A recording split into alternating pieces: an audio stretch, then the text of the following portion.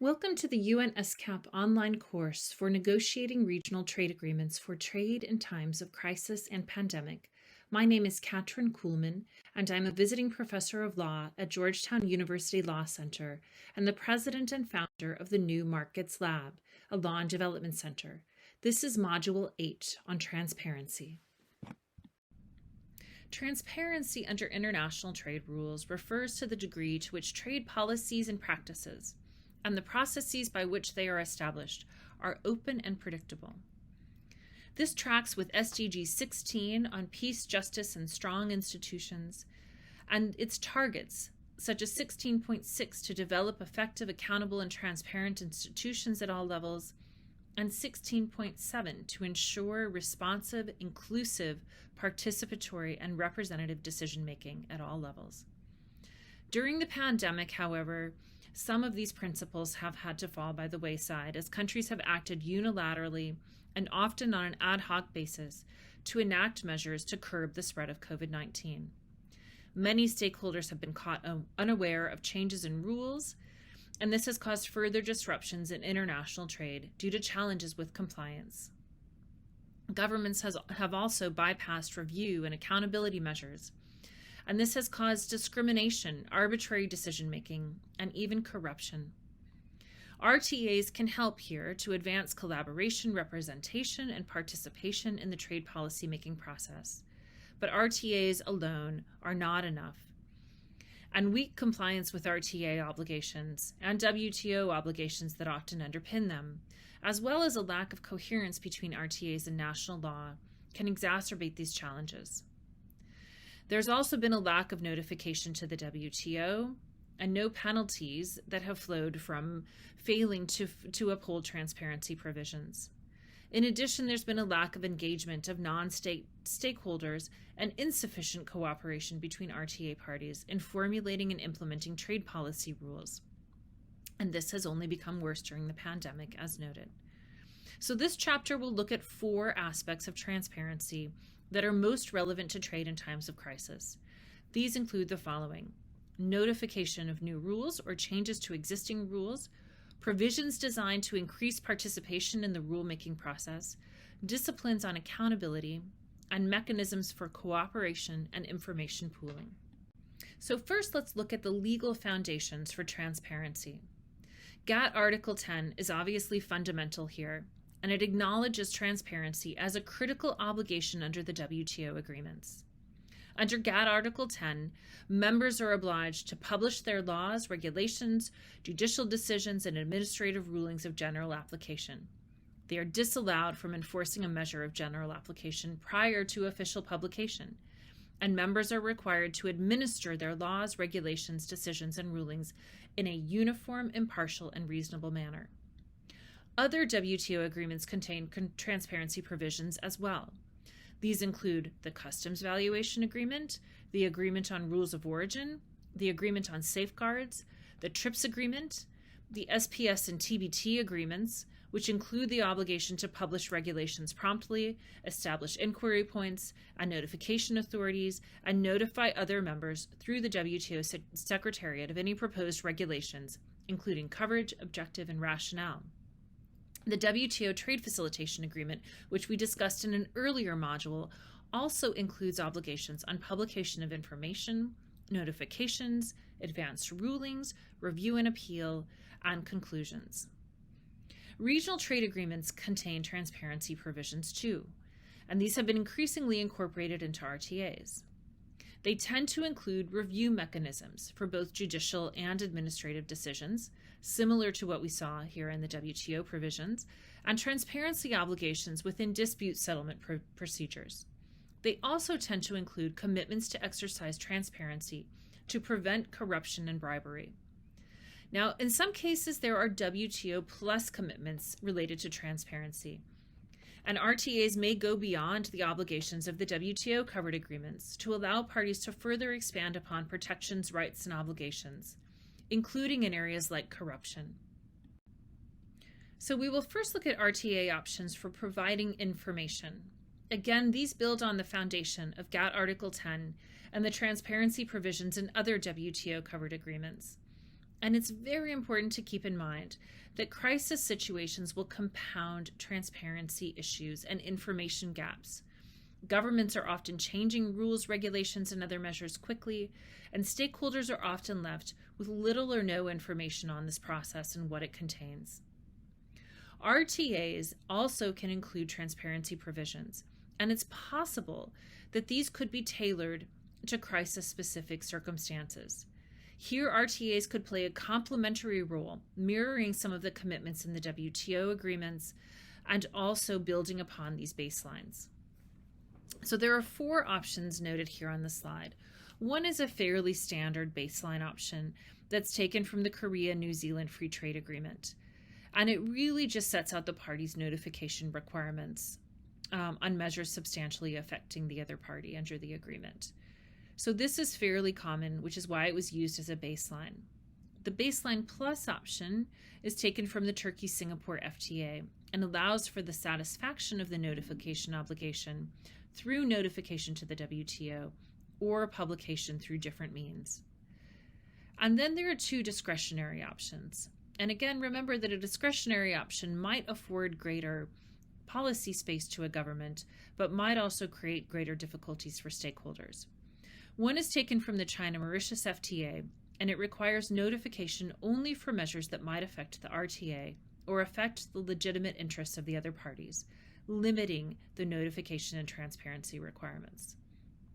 The other discretionary option is taken from the Chile-Indonesia CIPA, and it subjects the notification obligation to the notifying parties' laws and regulations. RTAs also contain different measures on publication, and these provisions can include the obligation to notify parties of new or amended laws and regulations and increase transparency. We looked at several of these already, but to expand that conversation, here are several other options. One is a baseline option taken from the Israel-Ukraine FTA. It requires the parties to make their laws, regulations, and legal and administrative material publicly available. This is similar to the GATT Article 10 obligation. The Baseline Plus option is sample draft language, and this means that it has not appeared in an RTA yet, and that it is tailored to crisis. This requires publication within a certain number of days during a time of crisis. And the sample draft language included in the box notes that in times of emergency, each party shall ensure that new or amended laws and regulations of general application, as referred to in this article, are published, or information on them is otherwise made publicly available within X number of days of the law or regulation coming into effect. We also noted 2 discretionary options, one from the ASEAN-Hong Kong-China FTA, which subjects the publication obligation to the parties' laws and regulations and allows for the provision of rules and measures upon request. The second discretionary option is taken from the RCEP, and it limits the publication obligation to certain categories of information. RTAs can also include provisions on contact points, which can be especially beneficial during times of crisis, as they provide clearer guidance for interested parties and facilitate easier access to information on changes to laws and regulations. The baseline option highlighted in the handbook is taken from the APEC model chapter on transparency for RTAs and FTAs, and it establishes a contact point to allow access to information on a timely basis. The Baseline Plus option included in the handbook is also noted in the box below, and it creates contact points and specifically prohibits charging fees for the provision of information through these points. This language is taken from the USMCA, and I do want to draw your attention to the language here in bold that notes that each party shall ensure that its inquiry points respond to inquiries within a reasonable period of time, which may vary depending on the nature or complexity of the request. Now, this is important language because in one sense, it could ensure more flexibility in how this is applied, and it could also require that parties really do act in a reasonable manner in providing this information. However, it's possible that this language could tip this option into the discretionary category, where governments could perhaps use this language in a way that actually decreases transparency and creates issues for stakeholders. And these are the types of considerations that really do need to be taken into account in developing appropriate provisions for RTAs.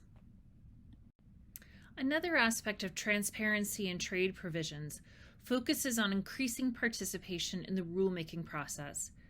This is critical, but as we discussed, during a time of crisis, these procedural transparencies can often take a back seat, reducing stakeholder access to the process of crafting and commenting on rules. There are three options highlighted here. One is a baseline option taken from the RCEP, which allows for the creation of RTA committees and subcommittees to facilitate dialogue with stakeholders. The baseline option A is taken from the Indonesia-Australia CIPA, which allows parties to invite external stakeholder participation in committee meetings. And baseline plus option B is adapted from the CETA and creates a standing civil society forum comprised of representatives of interested non-state stakeholders to conduct dialogue on matters including the effects of emergency measures adopted during crisis. In this case, this does also include sample draft language that could be incorporated into RTAs going forward. So this slide shows the baseline plus option B, adapted from the CETA, discussed in the previous slide, and highlights the sample draft language that was added to adapt these measures to a crisis situation. In the first provision, the parties agree to facilitate a joint civil society forum that will conduct dialogue on relevant issues, and sample draft language was inserted here to say, including the effect of emergency measures adopted by parties during periods of crisis. In the second provision, the civil society forum shall be convened on a regular basis, including within a month of the adoption of emergency measures by any party. The addition of this language would help tailor this provision to times of crisis and make sure that it's clear that these bodies should be used in this manner. RTAs can also help increase accountability among parties and holding them accountable through dispute settlement procedures, review mechanisms, and anti-corruption provisions. This slide focuses on three options for increasing accountability through RTA provisions. The first is a baseline option A, which is really just a simple transparency obligation taken from the RCEP to publish information on laws, regulations, and review and appeal procedures. Baseline plus option A is more interesting in a crisis context. This is adapted from the CETA, Chapter 29, and it allows for expedited dispute settlement proceedings for certain types of goods. Now, the language in italics has been added as sample draft language. So the CETA already said in cases of urgency, including those involving perishable or seasonable goods or services that rapidly lose their trade value. And we inserted additional language to adapt this to a crisis situation, noting that essential goods and services and emergency situations should also be covered by this language and subject to expedited dispute settlement. There's also a baseline plus option B in the handbook, adapted from the USMCA, that provides for review procedures, holding also that expedited review of administrative action be conducted in an impartial and independent manner. While certainly not yet the norm, RTAs are also beginning to incorporate provisions on anti-corruption. The first example option, which could become a baseline, is taken from the EU Central America Association Agreement and the CPTPP, and it includes obligations to cooperate to increase transparency through the elimination of corrupt practices. There are two baseline plus options, both taken from the CPTPP, which we have split out to highlight both of these. The example baseline plus option A affirms the adherence to or encourages observation of international standards on anti-corruption. The example baseline plus option B, which is also shown in the box below, requires that parties ensure that the public is aware of anti-corruption authorities in order to allow for a channel for reporting corrupt practices and anonymous reporting. To close out this module, RTAs can also include provisions on promoting cooperation, which can improve the ability of RTA parties to meet enhanced transparency commitments and, in the context of crisis, promote cooperative solutions. So there are three options highlighted here. One is a baseline option from the CETA that has broad language on cooperation to promote transparency.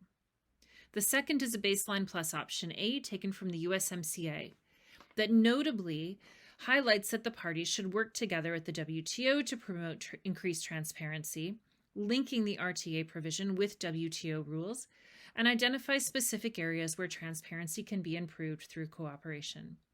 And finally, a baseline plus option B, which is included in the box below and contains sample draft language that suggests that specific avenues for cooperation might exist, including creation of mechanisms for collection and dissemination of information, and recognizes that developing countries and LDCs may require specific support to meet enhanced transparency obligations, linking this provision with the following module on development.